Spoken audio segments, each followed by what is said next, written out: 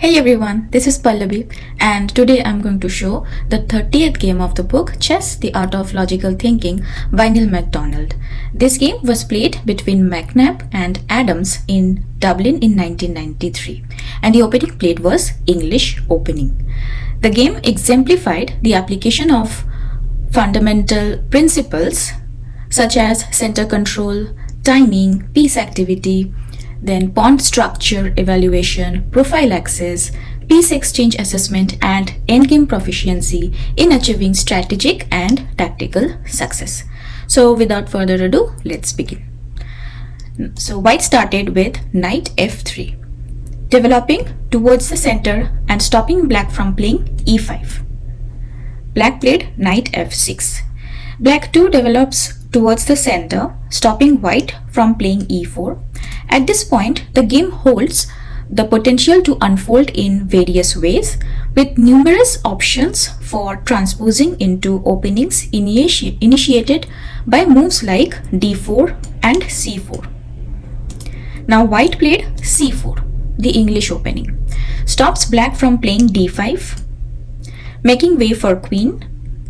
It also avoids blocking white's c pawn behind a knight on c3 when the pawn is on c2 and the white knight develops on c3.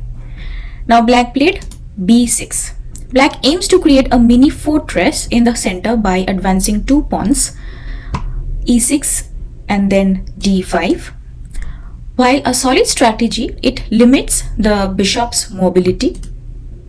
To counter this, black immediately develops the queen's bishop before white can block its diagonal with g3 and then bishop g2, which would pressure black's position along the a8 h1 diagonal. Now white played g3 to develop the bishop on g2. Black played c5, stopping white's d4. Bishop g2, developing on an open diagonal. Bishop b7. It is essential for black to oppose bishops along the diagonal. Now white played d3. After his restrained opening play, white decides it is time to build a pawn center. Black played e6. Black's d5 threatens to capture a significant portion of the center, prompting white to respond quickly. Now white played e4. Mission accomplished. White's pawn triangle dominates many central squares. However, the structure's rigidity and the hole on d4 won't go unnoticed by a positional expert like Adams. Now black played d6. If instead d5, then white can play e5, drives back the knight away from its best square, so Adams settles for a quiet move which maintains the elasticity of black's center. Knight c3, white intends to advance d3 to d4 to enhance the space advantage. The knight on c3 supports this plan by defending the e4 pawn once more. Bishop e7. Unlike white, black delays playing knight to c6, even though it's the optimal square for the knight. This delay tactic aims to hinder white's d3 to d4 pawn advancement for a few moves, as the bishop on b7 targets the e4 pawn directly. Now white played kingside castle, one of the most essential move in chess, castling for kingside safety and quick activation of the h1 rook. Black also castled on the king side. The black king also retires into safety behind the wall of pawns on the king side. b3. To prepare for white's potential d3 to d4 move, it's beneficial to defend the c4 pawn. Anticipating possible attacks by rook c8 or queen c7 after opening the c file with c5 takes d4. Now black played a6. This move serves as a precaution, ensuring white cannot target the black queen on c7 or the pawn on b6 with knight b5. It also sets the stage for potential queenside expansion with b6 to b5. Now white played bishop b2. Another point of white's previous move is that the bishop can be deployed to a post where it can support operations with d3 to d4. Queen c7. Once again, black postpones developing the queen's knight, since knight c6 allows d4 allows white to execute their plan without risking the e4 pawn. Placing the queen on c7 defends both b6 and d6 pawns and grants influence over the c file and the e5 square. Valuable for when white opens the center with d3 to d4. Additionally, the queen's position doesn't obstruct any other piece on c7 and clears the first rank for coordinated rook activity. Now, white played queen e2. White persists with his methodical strategy to prepare for d4.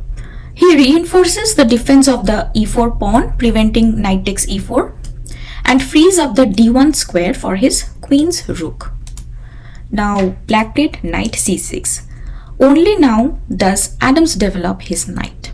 It is exactly the right time as it stops d4.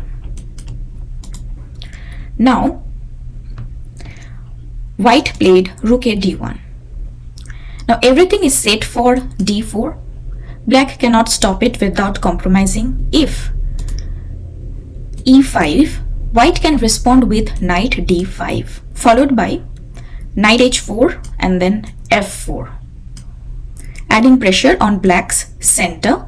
Similarly, if knight d4 right now, then knight takes d4, c takes d4, and then this knight is being attacked, then knight b1, and then when black plays e5 to protect this pawn, then f4 gives white a favorable initiative as they can strengthen along the f file, while black lacks counterplay. Now black played a good move after rook d1. Now here black played knight to d7. Adams meets his opponent halfway, allowing the advance they have prepared. He expects the black pieces to benefit from the ensuing struggle for control over the d4 square. Now white played d4. There was no time to be wasted as black intended to get control of d4 with bishop to f6. Now black played bishop f6. This is black's strategy by attacking d4 from three directions. It compels white to make a crucial choice whether to capture on c5 or advance the pawn to d5. White played d takes c5, a strategic error. While opening the d file may seem appealing, especially with white's rook already centralized, a much superior move would have been d5, preserving the space advantage. Then knight d4, then knight takes d4, c takes d4, knight b1, e5 have led to an unclear position. Black gains a protected passed pawn in the center, but white can counter on the king side with moves like f4. But white here played d takes c5. Now black played b takes c5, another good move. Black recaptures towards the center, but does this leave a weak pawn on d6? Let's examine the black pawn structure and how it's affected by piece exchanges. A pawn structure's strength isn't just about features like doubled or isolated pawns. It also depends on the number, type, and placement of the pieces on the board. Here, black's d6 pawn lacks support from neighboring pawns unless it advances to d5, which is unlikely given white's control over the square. So the pawn remains backward and exposed open on the open d file. So structurally disadvantageous for black. If all minor pieces were exchanged, leaving only rooks and queens, the d6 pawn would be vulnerable. to white's major pieces, doubling or tripling against it. With bishops, black gains some defensive options like defending with bishop e7 or counter-attacking with the other bishop on e4. And however, with knights on the board, just knights on the board, the situation improves drastically for black. e6 to e5 can secure control over d4, leaving the knight centralized and providing complete shelter for the d6 pawn.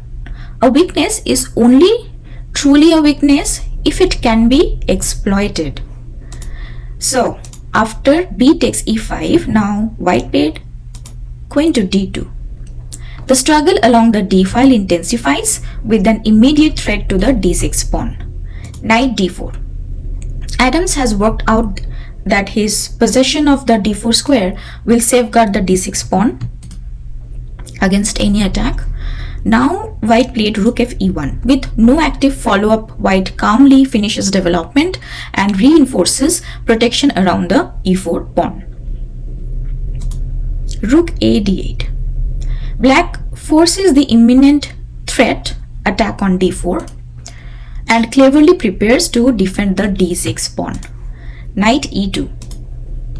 White suddenly targets the black knight on d4 with queen, rook, two knights and a bishop. Black's response is crucial. Now black played another good move, knight c6. Yeah, black played knight c6. Supporting the knight with e5 seems like a good idea, but it's ill-timed. White quickly responds with knight c3, returning the knight to c3, and where it gains access to d5. This move also blocks the black knights from reaching e5 and restricts the black bishop on f6. Black aims to play e5, e6 to e5 on their terms, preferably after exchanging of dark squared bishops, to avoid weakening their own bishop. Capturing the e4 pawn is a definite mistake, as black discovers to their dismay that they lose a piece after knight e takes d4, and then there is a discovered attack on the bishop. Exchanging by capturing the white knight on e2 or f3 is also unfavorable, because after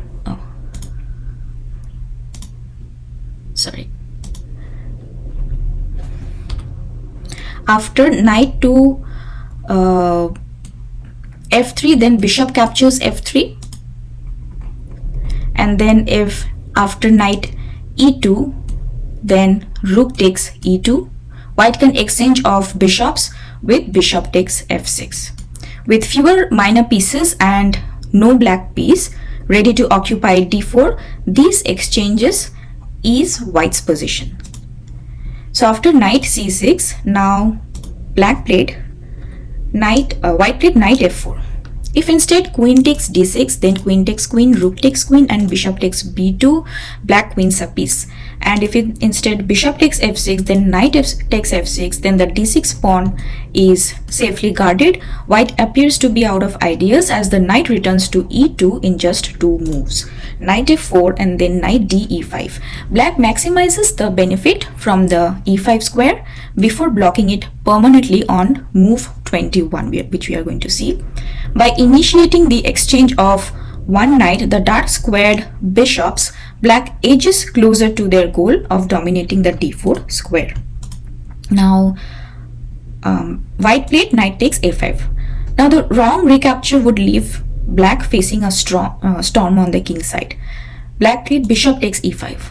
The move knight takes e5 was incorrect, as it allows knight h5, which puts pressure on the black king side, and prepares f4 to attack the black knight. Similarly, d takes e5, while hopeful allows knight d3, saving both white pieces and leaving black with split pawns. And on a6 as well. Even without the attacking response of knight h5, capturing on e5 with knight would have been strategically wrong. Black's plan is to exchange off dark squared bishops before dominating the d4 square. Now after bishop takes e5, white played knight e2. The knight was doing nothing on f4 and has nothing better than return to e2. Bishop takes b2. Adams remains focused on his clear methodical plan. He wisely exchanges the black bishop that would have been obstructed after his next move.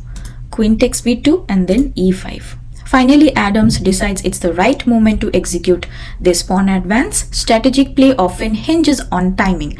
It's not just about having good ideas, but also about implementing them at the opportune moment. Now, white played a mistake, a3. The idea is noble. White anticipates black's knight on d4 and plans to undermine it with b3 to b4. However, this plan damages the unity of the white queenside pawn structure without offering any counterplay. Bishop c8, another good move by black. Black promptly addresses the weakness caused by white's last move. He relocates the bishop to e6 to clear its path and avoid potential attacks on the b file by the black rooks.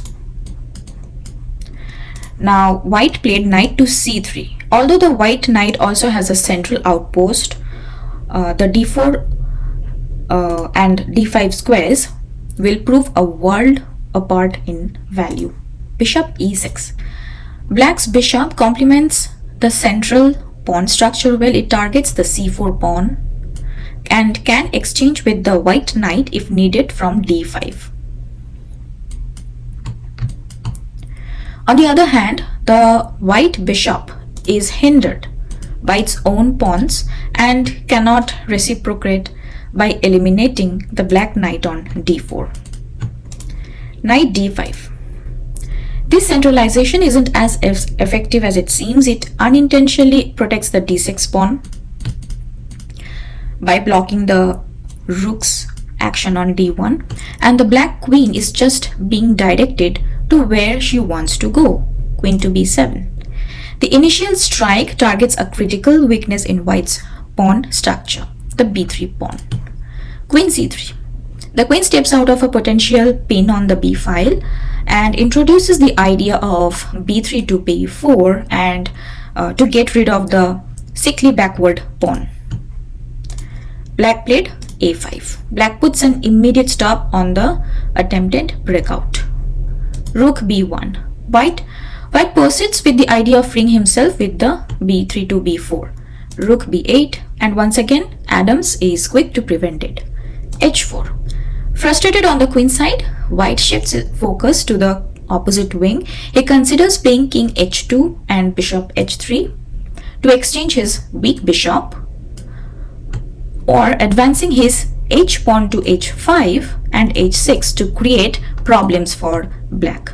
However, these ideas become futile quickly as the queenside situation deteriorates rapidly. Knight d4. Finally, the knight occupies its excellent outpost.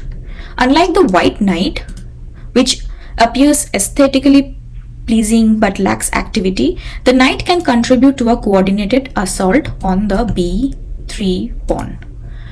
Now white played rook e3. White's queen and rooks are now solely dedicated to defending the b3 pawn. This indicates a troubling state of white's position, as heavy pieces should not be exclusively tasked with pawn defense. Black played queen a7. The black queen skillfully moves aside to allow the rooks to take on the role of attackers on the b file. King h2.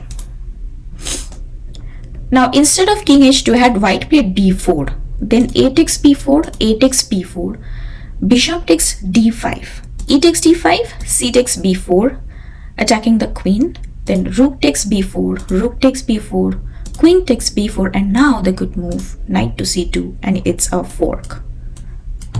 So white did not play b4. He played king to h2. Rook b7. Idea: rook f b8 and double up the rooks. Now white played queen to d2. White prepares a retreat of the knight from d5. Rook f b8. Every piece directly or indirectly contributes to the pressure on the queen side. The two rooks and knight target b3, while the bishop stands ready to capture the white knight if it attempts a breakout with b3 to b4. Meanwhile, the queen backs the advance of a5 to a4, which would ultimately relieve the beleaguered b3 pawn of its misery. So, after rook f b8, white played knight c3. Queen, if instead of knight c3, queen d1, then a4, putting more pressure on the pinned pawn. And then now if b4, then bishop takes d5, c takes d5, c takes b4, wins a pawn. So white played knight c3, now black played bishop takes c4. Surprisingly, the c4, it's a c4 pawn, not the vulnerable b3 pawn that yields to the pressure first. B takes c4. As every black piece apart from the queen is attacking the b3 pawn, this is the only way to avoid losing a second pawn. Now black played rook takes b1. White had to capture, black recaptured with the rook. After several exchanges, a black rook ends up controlling the b file, leaving without any relief from the pressure on his pawn. Rook e1. White offers the exchange of rooks before black has time to seize control of the 7th rank with queen to b6 and then rook to b2. Now black played another good move, rook b3. Black would have excellent winning prospects being a pawn up with a dominant knight against a poor bishop in the queen ending. After rook takes e1, queen takes e1. However, black's rook currently occupies the only open file on the entire board. So why would black consider exchanging it? Now white played queen to g5, threatening checkmate on d8. Black played queen c7. Black deals with the threat, and now white has to worry about his hanging pawn on a3. White played rook e3. Weak defense, but as long as black doesn't possess a passed pawn, there remains a glimmer of hope for white to continue the fight. a4. Another good move. Now Adams is prepared to exchange rooks, but only on his terms. The creation of gigantic passed pawn on b3. Queen g4. White comes up with a desperate measure to bring his useless bishop into the game. He can try bishop f3 immediately, as knight takes f3 check would force him to resign straight away. Now black played h6, another good move. Here Adams recognizes that black has no need to rush. His extra pawn and positional advantage won't suddenly disappear if he takes time for a cautious move on the king side. Thus, he creates an escape route for his king, freeing his queen from defensive duties against the back rank threats. Additionally, he prevents any white attempt to threaten mate on g7 with advance of h5 to h6. So here now white played bishop f3. Finally, the bishop emerges from its bunker, but the main battle has already been fought and lost in its absence. Knight c2. Attacking the rook and the a3 pawn, white played rook takes b3. White is forced to create a passed pawn for black. A takes b3. Adams showed wisdom by delaying with h6, allowing white to proceed with the plan of placing the bishop on f3.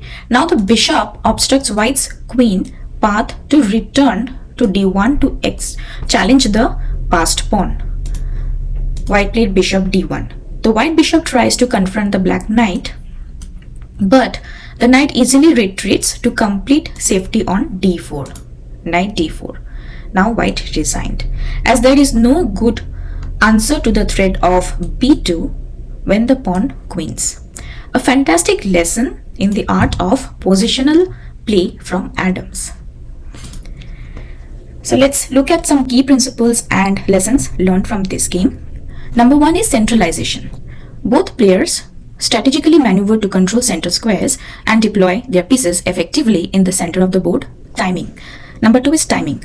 Adams showcased the importance of timing in executing plans, waiting for the opportune moment to carry out pawn advances or piece maneuvers. Number 3 is piece activity. The game highlighted the significance of active piece placement and coordination, particularly in generating threats and defending against them. Number 4 is pawn structure. The weaknesses and strengths of pawn structures played a critical role in determining the flow of the game, emphasizing the importance of evaluating pawn breaks and pawn exchanges. Number 5 is prophylaxis.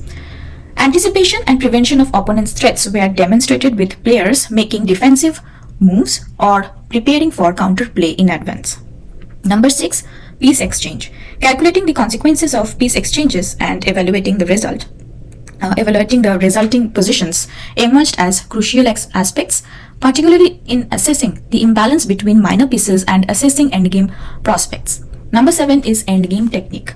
Adams' proficient handling of the endgame, particularly in exploiting pawn advantages and converting them into favorable positions, provided valuable lessons in endgame technique and conversion. Thank you for watching. Please like, comment, share and subscribe to my channel. See you in the next video. Bye bye.